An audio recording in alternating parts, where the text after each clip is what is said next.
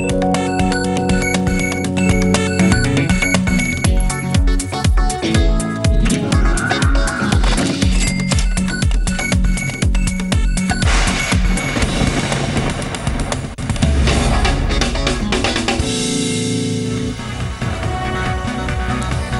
आप देख रहे हैं मनी गुरु सेविंग स्पेशल और आपके साथ मैं हूं शिल्पा। तो आज के शो में हम आपको बताएंगे कि आप कैसे करोड़पति बन सकते हैं। जी हां, और एक मुश्त रकम अगर लमसम मनी आप लगाना चाहते हैं तो क्या है बेस्ट ऑप्शन आपके पास, कहां लगाएं इस पैसे को और सबसे ज्यादा रिटर्न वाले फंड्स कौन से हो सकते हैं। तो आप भी इस शो का हिस्सा बन सकते हैं, अपना सवाल पूछ सकते हैं moneyGuru@zmedia.slgroup.com पर इस मेल के जरिए आप अपना सवाल हम तक पहुंचाएं और एसएमएस भी कीजिए। सेव हमारा कोड है और उसके बाद सवाल लिखिए 57575 पर आप इसे भेज दीजिए। तो आपके सभी सवालों का जवाब देने के लिए खास मेहमान इस शो में हमारे साथ जुड़ेंगे। फिरोज अजीज, डेप्यूटी सीईओ आनंद राठी वेल्थ मैनेजमेंट। फिरोज जी, आपका बहुत स्वागत है। और सबसे पहले एक दर्शक ने मेल के जरिए ये सवाल हमसे पूछे। आशुतोष भागवत इनका नाम है, उम्र इन्होंने 34 साल बताई है और जो इनकी सैलरी है वो 80,000 पर मंथ है। अब इनका जो लक्ष्य है वो 1 करोड़ का है 2025 तक का, और मंथली एक्सपेंसेस भी उन्होंने बताए हैं अपने इस सवाल में। 50,000 तक का उनका महीने का एक खर्च होता है और मंथली सेविंग जो है उनकी 10,000 है। मंथली एसआईपी जो उन्होंने लिया हुआ है उसमें उनका 20,000 तक जाता है और करंट इन्वेस्टमेंट जो उनकी है एसआईपी के जरिए वो भी उन्होंने बताई है। SBI blue chip direct growth जिसमें 5,000 वो देते हैं। एसबीआई मैग्नम ग्लोबल फंड है जिसमें 5,000 रुपए ये देते हैं और एसबीआई बैलेंस फंड भी है जिसमें 10,000 रुपए इनका जाता है। अब उनका पोर्टफोलियो किस तरीके का है, क्या वो सही है अपना डिजायर्ड टारगेट अचीव करने के लिए, ये इनका सवाल है। फिरोज, क्या सजेस्ट करेंगे इन्हें? देखिए, इनका जो पोर्टफोलियो है काफ़ी स्क्यूड है। एक फंड हाउस में जैसे इनके पूरे 20,000 रुपये की जो एसआईपी चल रही है ये काफ़ी हेल्दी अमाउंट है एसआईपी की। अब और इनसे इनका लक्ष्य ज़रूर पूरा हो सकता है 2025 तक, शायद ना पूरा हो बट इनको थोड़ा एवरी ईयर इंक्रीज करना पड़ेगा 10 से 12% अपनी एसआईपी अमाउंट को, तो इनका लक्ष्य 14% की रिटर्न पे पूरा हो सकता है। बट इंपॉर्टेंट पॉइंट ये है कि इन्होंने जो तीनों फंड खरीदे हैं वो तीनों एक ही फंड हाउस के हैं। ये बहुत गलत स्ट्रैटेजी होगी। एक ही फंड हाउस में सिर्फ एक ही स्ट्रैटेजी होगी। इसको डिवर्सिफाई करना बहुत इंपॉर्टेंट है। एटलीस्ट 3 फंड हाउसेस रखना एक इन्वेस्टर के लिए बहुत इंपॉर्टेंट होता है। पॉइंट 1। पॉइंट 2 ये है कि इन्होंने लार्जर पोर्शन बैलेंस्ड फंड में डाला है। मेरे हिसाब से बैलेंस्ड फंड्स जो है ना करके अगर एक डेट फंड और एक इक्विटी फंड लें तो इनका परफॉर्मेंस थोड़ा और अपलिफ्ट हो सकता है। तो बैलेंस फंड्स को इनको एग्जिट करना चाहिए। एसबीआई मिड कैप को जारी रखना चाहिए। एसबीआई ब्लू चिप को भी शायद वो जारी रखें तो नुकसान नहीं होगा। लार्ज कैप फंड कैटेगरी में बिरला फ्रंट लाइन एक अच्छा फंड है, उसमें ज़रूर डिवर्सिफाई कर सकते हैं। और मिड कैप कैटेगरी में आईसीआईसीआई डिस्कवरी फंड भी देख सकते हैं। बट बैलेंस फंड को एग्जिट करें, एक डेट फंड खरीदें और एक इक्विटी फंड खरीदें तो इनका लक्ष्य जरूर पूरा हो सकता है मेरे हिसाब से। शिल्पा, फिरोज, आपसे ये भी जानना चाहेंगे, जहां बैलेंस और डेट फंड का आपने जिक्र किया है तो इनमें से किस तरीके से डिसाइड किया जाए कि कौन सा फंड ज्यादा बेटर रहेगा? देखिए, अब क्या है कि अगर अमाउंट बहुत छोटी हो, 1,000 रुपए की एसआईपी कर रहे हो तो उसको आप स्प्लिट नहीं कर पाएंगे एक डेट फंड में और इक्विटी फंड में, तो बैलेंस फंड डेफिनेटली लेना चाहिए। क्योंकि ये 10,000 रुपये डाल रहे हैं बैलेंस फंड में, तो इसको स्प्लिट करके एक इक्विटी और डेट फंड लें तो बेहतर होता है।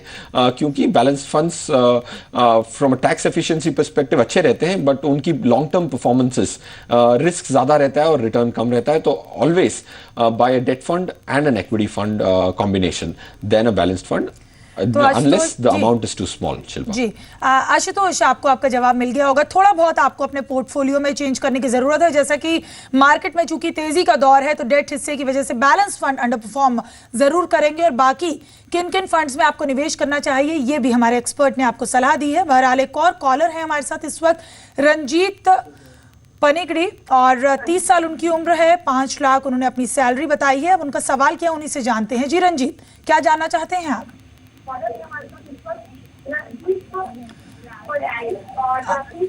रंजीत, हम गुजारिश करेंगे आप अपने टीवी का वॉल्यूम बंद कर दीजिए। और तब अपना सवाल पूछिए। हाँ जी, मेरा ये सवाल है कि मेरी उम्र अब 30 साल की है। रंजीत, गुजारिश है कि टीवी का वॉल्यूम आप कम कर दीजिए। हाँ जी, मैंने कम कर दिया है। जी जी, बताइए। 30 साल है और मेरा ये लक्ष्य है कि 2025 तक मुझे 1 करोड़ की सम वैल्यू जमा करनी है, तो उसके लिए मैं कौन कौन से फंड्स में इन्वेस्टमेंट करूँ? तो कौन कौन से फंड्स में अभी आपने किसी में निवेश किया हुआ है? अभी आपका पोर्टफोलियो क्या है? हाँ जी, अभी मैं एमएफ और एलआईसी में निवेश कर रहा हूँ। 84,000 सालाना मेरा निवेश है। इसमें मैं अभी एसआईपी कर रहा हूँ, एक 5,000 की और एक 2,000 की, और एलआईसी है मेरी 3,000 की जो मंथली करती है। जी, फिरोज, इन्हें आप क्या सजेस्ट करेंगे? 1 करोड़ 2026 तक का इन्होंने लक्ष्य रखा है और अभी इनके पोर्टफोलियो में क्या क्या इन्वेस्टमेंट है ये भी इन्होंने बताई है। रंजीत, आपको क्या करना है कि आपको अपना जो गोल 2026 का रखा है वो थोड़ा स्ट्रेच्ड लगता है मेरे हिसाब से, तो इसकी जो टाइम फ्रेम्स हैं आपको थोड़ी सी मार्जिनली बढ़ानी चाहिए।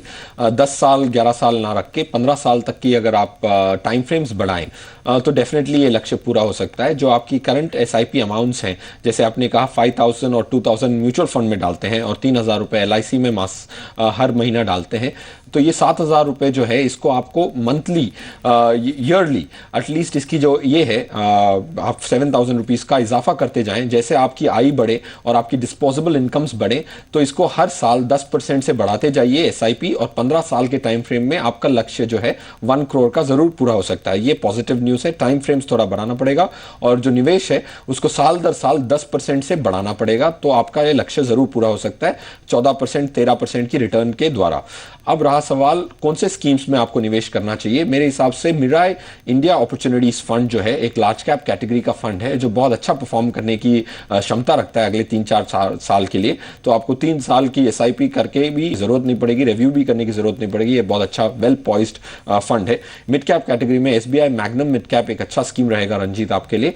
तो ये 2 फंड्स आप ऐड कर सकते हैं अगर आय बढ़े। आपने आपकी करंट फंड्स की डिटेल्स नहीं दी है, बट इसको रिव्यू कीजिए और ये 2 स्कीम्स डेफिनेटली अपने पोर्टफोलियो में शामिल कीजिए और अपनी जैसे आय बढ़े तो अपना इन्वेस्टमेंट्स बढ़ाइए और टाइम फ्रेम 15 साल होगा तो जरूर आपका लक्ष्य 1 करोड़ रुपए का पूरा हो सकता है। रंजीत, तो थोड़ा बहुत बदलाव आपको पोर्टफोलियो में करना होगा। अपनी जो आपकी सेविंग है वो 10% के लिहाज से आपको बढ़ानी होगी हर साल, और एलआईसी में निवेश से लक्ष्य हासिल करना हालांकि मुश्किल है जैसा कि आपको बताया गया है। तो जो तमाम फंड्स आपको बताए हैं जिसमें मिराय एसेट इंडिया अपॉर्चुनिटीज का जिक्र किया गया उसमें आप जरूर निवेश कर सकते हैं और जो आपका डिजायर्ड लक्ष्य है वो आप जरूर हासिल कर सकेंगे। और एक और कॉलर है हमारे साथ, पंकज लहरिया पुणे से, और उन्होंने अपनी करंट इन्वेस्टमेंट हमें पहले ही लिख के भेज दी थी, लेकिन अभी उनका क्या सवाल है उन्हीं से जानते हैं। जी पंकज, अपना सवाल पूछिए। हाँ जी मैम। जी पंकज, अपना सवाल पूछिए। मैम, मैंने टैक्स सेवर फंड्स में इन्वेस्ट किया था ईएलएसएस के थ्रू। 17 मंथ्स हो गए हैं तो वो काफी लैगिंग हो जा रहा था, तो उन फंड्स में कंटिन्यू करूं कि नहीं, एक क्वेरी ये था। और आगे रिटायरमेंट फंड के लिए कुछ फंड्स मुझे रिकमेंड किए थे फंड्स इंडिया टीम ने, तो उसका सजेशन चाहिए था, क्या वो करेक्ट है तो मैं गो एड करूं? जी फिरोज, इन्हें क्या सजेस्ट करेंगे? रिटायरमेंट फंड्स के बारे में भी ये जानना चाहते हैं और क्या उनका पोर्टफोलियो करेक्ट है? तो ये पहले तो जो ईएलएसएस स्कीम्स इन्होंने बताया कि जो लगाड हैं, जो पहला सवाल है इनका कि 17 मंथ से ईएलएसएस स्कीम्स में इन्वेस्ट कर रहे हैं, तो क्या है कि 17 मंथ्स एक बहुत शॉर्ट स्पैन होता है इनकी परफॉर्मेंस को इवैल्यूएट करने का, स्पेशली ईएलएसएस स्कीम जिनकी minimum investment time frame 3 year होती है। लास्ट 15-20 महीने से मार्केट ने ज़्यादा सपोर्ट नहीं किया है, तो ऑफकोर्स उसके नतीजे से ये जो स्कीम्स की परफॉर्मेंसेस हैं वो शायद बहुत ओवरवेलमिंगली पॉजिटिव ना हो, बट उसको टाइम की ज़रूरत पड़ेगी और मार्केट की सपोर्ट ज़रूरत पड़ेगी क्योंकि ये इक्विटी स्कीम्स हैं। तो इसमें आपको पेशेंस रखने की बहुत ज़रूरत है। अब मेरे हिसाब से कोई चेंज करने की ज़रूरत नहीं है। एक्सेस का आप लॉन्ग टर्म इक्विटी फंड जो ईएलएसएस है वो बहुत अच्छा है और रिलायंस का टैक्स सेवर भी बहुत अच्छा स्कीम है। गुड न्यूज़ ये है कि दोनों टैक्स सेवर स्कीम्स आपकी अच्छी हैं, तो इनमें बने रहिए और आगे भी एसआईपी करते जाइए ताकि आपकी जो टैक्स प्लानिंग है वो रेगुलरली होती रहे पूरे साल में, ना कि लास्ट क्वार्टर में। ये बहुत अच्छी चीज़ की है आपने। और जो आपने 3 फंड्स बताए, जो फंड्स इंडिया ने आपको रेकमेंड किए हैं, ये तीनों स्कीम्स बहुत अच्छी हैं फॉर्चुनेटली। तो ये 3 स्कीम्स डेफिनेटली आप इन्वेस्ट कर सकते हैं और विदाउट हेजिटेशन। और इनकी पूर्णों की परफॉर्मेंसेस का ये अंदेशा है कि ये काफ़ी अच्छा परफॉर्म करेंगी, जो भी आपने 3 स्कीम्स हमें लिख के भेजी हैं। तो ये तीनों स्कीम्स अच्छा परफॉर्म करेंगी और पोर्टफोलियो में आपको एक मिड कैप फंड ज़रूर जोड़ना होगा, जैसा कि आपको सजेस्ट किया गया है। और SBI मैग्नम मिड कैप में निवेश भी आप कर सकते हैं, ये भी एक ऑप्शन ज़रूर है आपके पास। और तीनों फंड्स, जैसा कि पहले भी जिक्र किया गया हमारे एक्सपर्ट की तरफ से, बहुत अच्छे, बहुत अच्छा रिटर्न आपको देंगे। पोर्टफोलियो में आप इसे ज़रूर रख सकते हैं। एक और इस वक्त कॉलर है हमारे साथ, अनिल गर्ग हैं जयपुर से। जी अनिल, आपका क्या सवाल है? तो फिलहाल अनिल ने अपना सवाल मेल के जरिए भी हमसे पूछा है। और 27 साल उन्होंने अपनी उम्र बताई है, मंथली सैलरी है उनकी 60,000। मंथली इन्वेस्टमेंट SIP के जरिए जो वो कर रहे हैं, उन्होंने बताया है कि 10,000 है। करंट इन्वेस्टमेंट है उनकी। अब ऐसा फंड वो जानना चाहते हैं जो उन्हें अच्छा रिटर्न दे, और सबसे अच्छा तरीका क्या है पूरा लमसम मनी अगर वो इन्वेस्ट करना चाहते हैं। तो फिरोज, इस पर क्या सलाह देंगे? तो मेरे हिसाब से लमसम मनीज जो होते हैं, जो एक्यूमुलेटेड आपकी जो सेविंग्स है, जो ग्रो होके 5 लाख रुपए हो गई है अनिल जी की, तो उसको थोड़ा बहुत केयरफुली इन्वेस्ट करना ज़रूरी है। पूरा पैसा इक्विटी में ना लगाएं, क्योंकि इक्विटी की जो वॉलेटिलिटीज़ होती हैं वो शायद कोई टॉलरेट ना कर पाए। इसीलिए 70% इक्विटी में और 30% डेट में रहना बहुत ज़रूरी है। जो डेट का पोर्शन है वो एक पोर्टफोलियो को स्टेबिलिटी दे देगा। तो इक्विटी में 70% एंड 30% इन डेट। 70% इक्विटी के लिए 2 लार्ज कैप स्कीम्स और मिड कैप स्कीम एक होनी चाहिए, 1 या 2। लार्ज कैप कैटेगरी में SBI magnum blue chip scheme एक बहुत अच्छी स्कीम है। लार्ज कैप कैटेगरी में और एक स्कीम जरूर लेनी चाहिए क्योंकि अमाउंट ज्यादा है। कोटक सेलेक्ट फोकस एक अच्छी स्कीम है। तो 2 large cap schemes, 2 mid cap schemes में HDFC मिड कैप अपॉर्चुनिटीज और कैनरा रेबोको की मिड कैप अपॉर्चुनिटीज फंड, ये 2 large cap funds, 2 mid cap funds. और 30% जो बचा है डेट कैटेगरी का, उसको DSP ब्लैक रॉक की इनकम अपॉर्चुनिटीज फंड में, और lastly Birla Sun Life mid cap medium term fund, 1-2 debt schemes होंगी। तो टोटल 6 फंड में अगर ये पैसा डिवाइड कर दें, 70 इन इक्विटी, 30 इन डेट, तो ये अच्छी तरह से स्टेबल पोर्टफोलियो बनेगा अगले 3-4 साल के लिए।